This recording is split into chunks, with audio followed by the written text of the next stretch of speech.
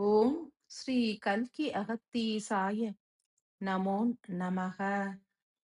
108 தின ஆத்ம காயத்ரி சாதனாவினை மேற்கொள்பவர்களுக்கும் 48 தின ஆத்ம காயத்ரி நோன்பினை ஏற்பவர்களுக்கும் ஸ்ரீ கஜலக்ஷ்மி அன்னை வழங்கிய அருளுரை. ஓம் ஸ்ரீ கஜலக்ஷ்மியே போற்றி போற்றி. ஆதி லக்ஷ்மியின் அம்சமான ஸ்ரீ கஜலக்ஷ்மியின் ஆசிகள் அனைவருக்கும் உரித்தாகட்டும். பூரண அன்பினால் இயங்கும் ஆதி லக்ஷ்மியின் ஓர் உன்னத ஆற்றலாய் விளங்குகின்ற யாம் மானுடர்களுக்கு அருள் புரிவதற்காக மாத்திரமே படைக்கப்பட்டோம் என்றே உணருங்கள். எந்த ஒரு ஆலயத்திற்கு சென்றாலும் ஸ்ரீ கஜலக்ஷ்மியாகிய எமது உருவம் என்பது ஆங்கே பொறிக்கப்பட்டிருப்பதனை அனைவருமே உணர்ந்திருப்பீர்கள்.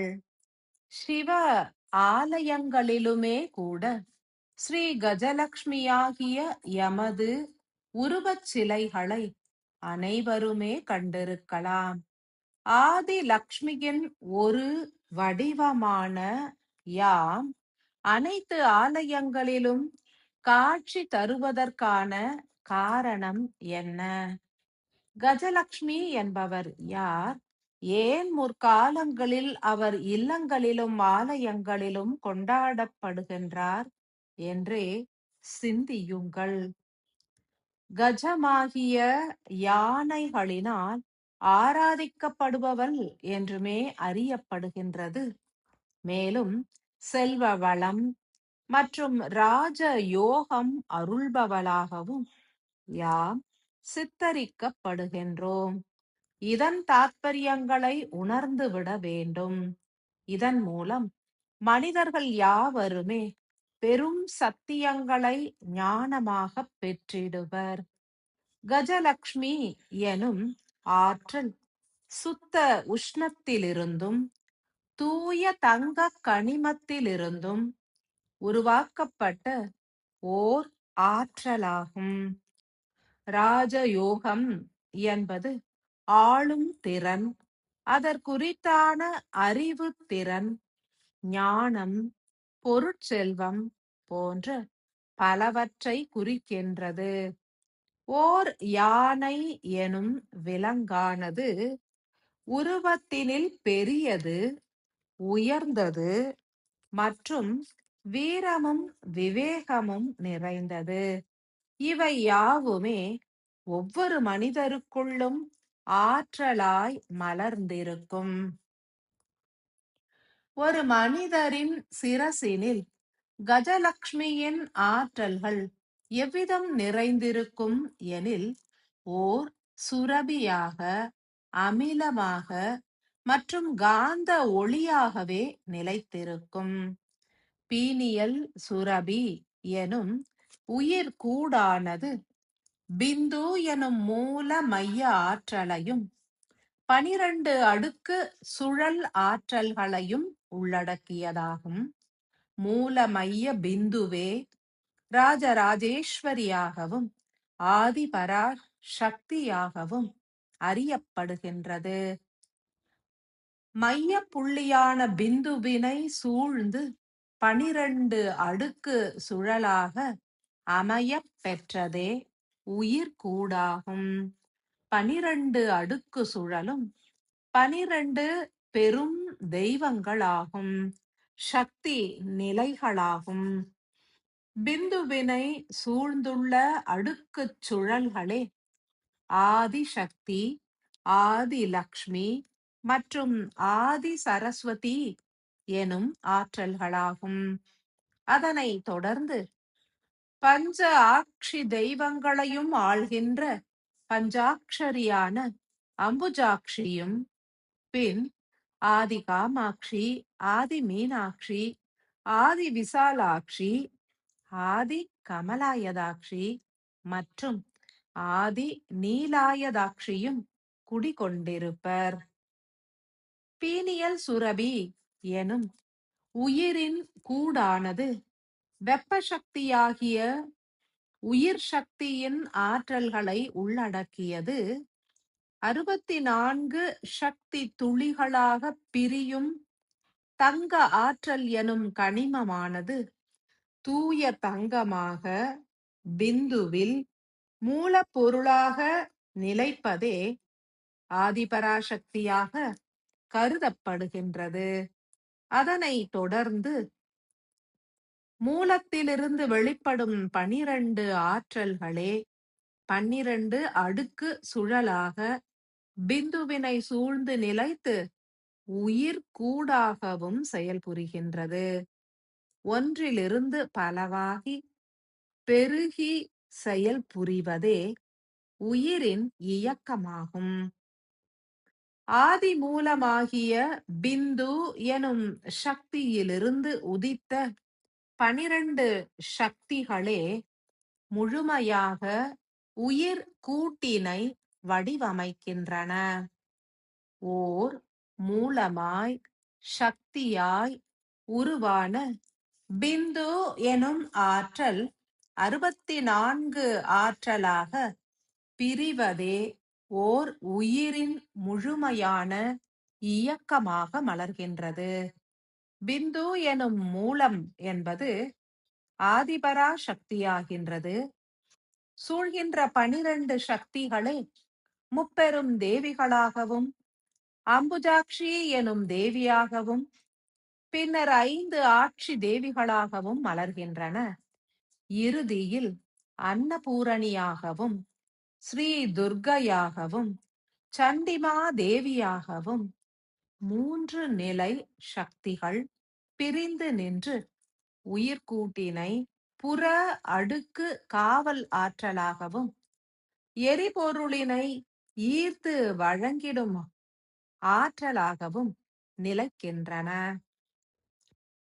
ஆதிபராசக்தி எனும் ராஜராஜேஸ்வரி பிந்துவாகவும் ஆதிசக்தி ஆதி லக்ஷ்மி ஆதி சரஸ்வதி ஆதி அம்புஜாக்ஷி ஆதி காமாட்சி ஆதி மீனாட்சி ஆதி விசாலாட்சி ஆதி கமலாயதாக்ஷி ஆதி நீலாயதாக்ஷி ஆதி அன்னபூரணி ஆதி துர்க்கை மற்றும் ஆதி சண்டிமா தேவி எனும் 13 ஆற்றலாய் உருக்கொள்கின்றன.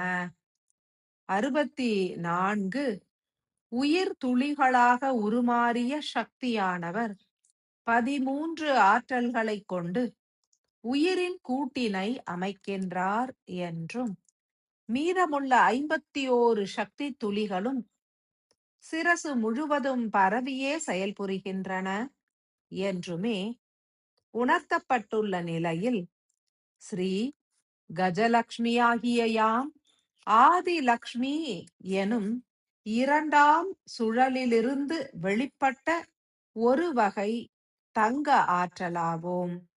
எமது தன்மை என்பது உயிர்கூட்டினை உயர்ந்த நிலையினிலேயே இருத்துவது மற்றும் சிம்மாசனமிட்டு காப்பதாகும். ஸ்ரீ கஜலக்ஷ்மியாகிய யாம் ஆதி லக்ஷ்மி எனும் 2ஆம் அடுக்கு ஆற்றல்களிலிருந்து வெளிப்பட்ட ஓர் அமில ஆற்றலாவோம். யாம் அனைவரது சிரசினிலும் உயிர்கூடு எனும் பீனியல் சுரபியினை சூழ்ந்து சூட்சமமாய் இயங்கிடுவோம். ஓர் சூட்சம ஒளியாய் அமிலமாய் விளங்குகின்ற யாம் கஜலக்ஷ்மி என்று அழைக்கப்படுவதன் காரணம் யாதெனில் உயிர்கூட்டின் அனைத்து நிலை இயக்கங்களையும் கண்காணித்து அதன் ஆற்றல்கள் மாற்றமடையாது செயல்புரிந்திடவும் உயிர்கூடு எனும் சுரபியானது எங்கும் நகர்ந்து பயணித்து விடாமலும் அதன் ஒவ்வொரு அடுக்குகளாய் திகழ்கின்ற 12 தேவியர்களின் ஆற்றல்களும் இடம் மாற்றம் அடைந்து விடாமலும் பாதுகாப்பதன் பொருட்டே என்றுணர்க. இரு கஜங்கள் எமை சூழ்ந்து நிலைப்பது போன்று சித்தரிக்கப்பட்டிருப்பினும் 12 கஜங்கள் எனப்படும் யானைகளின் ஆற்றல்களாகவே யாம் திகழ்கின்றோம். 12 அடுக்குகள் கொண்ட பீனியல் சுரபியின் இயக்கத்தினை பாதுகாப்பதுடன் 51 சக்திகளாக பிரிந்து இயங்குகின்ற உயிர் துளிகள் ஒவ்வொன்றும் அனுதினமும் உயிர் கூட்டினை அடைந்து சீராய் அனைத்து ஆற்றல்களையும் ஏற்று இயங்குவதனையும் யாம் கண்காணித்து அறிந்திடுவோம். இத்தருணத்தில் யாம் ஸ்ரீசக்கர தியானம் ஏற்கின்ற அன்பு ஆன்மாக்களுக்கு எமது ஆற்றல்களை பகிர்ந்திடுவோம். 60 நாழிகை சென்ற பின்னர் யாம் ஆதிலக்ஷ்மியோடு ஒடுங்கியே செயல்புரிவோம். எமது ஒடுக்கம் நிகழ்ந்தவுடன் உங்களுடைய பீனியல் சுரபியினை பாதுகாத்துவிட இயலாது. உடன் சண்டிமா தேவியே பாதுகாப்பினை ஏற்றுக்கொள்வார். உயிர் கூட்டினில் உருவாகி இருக்கும் சில அடுக்குகள் இடம் மாறும். ஆதி காமாட்சி எனும் நாமம் ஏற்ற உயிர் சக்தியானது சண்டிமா தேவியினையும் கடந்து இறுதி படலமாக உருமாறி உயிர்கூட்டை காத்திடும். இத்தருணத்தில் அகத்திய ரிஷிகள் ஆதி காமாட்சியினையே சாட்சியாக வீற்றிருக்க ஏற்றுள்ள காரணத்தினால் அவர் இறுதியில் ஒடுங்குவார். இதன் மூலம் பற்பல மாற்றங்கள் இப்பூமியிலும் நிகழ்ந்தேறிவிடும். எமது ஆற்றல்களை அனைவரும் இறைஞ்சியே வேண்டி நின்றால் அத்தீத்தமாய் பொழிந்திடுவோம். எமது ஆற்றல்கள் என்பது அனைத்து சக்திகளையும் உள்ளடக்கிய உயிர்கூட்டினையே பாதுகாப்பதாகும். ஆதிபராசக்திக்கே யாம் காவல் புரிகின்ற காரணத்தினால் அனைத்து ஆற்றல்களையும் உள்ளடக்கி இருப்போம். அதன் பொருட்டே ராஜ யோகம், ராஜ ஞானம், அருட்செல்வம், பொருட்செல்வம் அனைத்தினையும் வழங்கிடும் ஆற்றல் கொண்டிருக்கின்றோம். எம்மை பூஜிக்க பூஜிக்க யாம் ஆதிபராசக்தியிடமிருந்தும் ஆற்றல்களை பெற்றே அருளிடுவோம். எமக்கென்று எந்த ஓர் தனித்த ஆற்றலும் கிடையாது. எனினும் அனைத்து சக்திகளையும் யாம் எளிதாய் பெற்று அருளிடவும் இயலும். மானுடர்களை காப்பதே எமது முக்கிய பணியாகும். அதன் பொருட்டே எங்கும் எவரும் என்னை பூஜிக்கின்றனர். இன்றைய தருணம் முதல் எமது ஆற்றல்களை உங்களது குருதியில் சிறிதே கலப்புறச் செய்து பின் ஒடுங்கி விடுவோம் என்றும் எமது ஆற்றல்களை உணர்ந்திட முற்படுவது நன்று என்றுமே உணர்ந்திடுங்கள். 108 சதுர்யுக காலத்திற்குமான ஆற்றல்களை அருளுமாறு எமை வேண்டினால் யாம் எமது அனைத்து ஆற்றல்களையுமே வழங்கிடுவோம். எனினும் உருகி கரைந்து யாசித்து பெற வேண்டும். உணர்வுகள் உத்தமமானால் மிக மிக நன்று. எமது ஆற்றல்களையும் யாம் பூரணமாய் அருளிடுவோம் என்றே உணர்ந்து ஏற்க கடவது. ஸ்ரீ கஜலக்ஷ்மியின் பரிபூரண ஆசிகள்.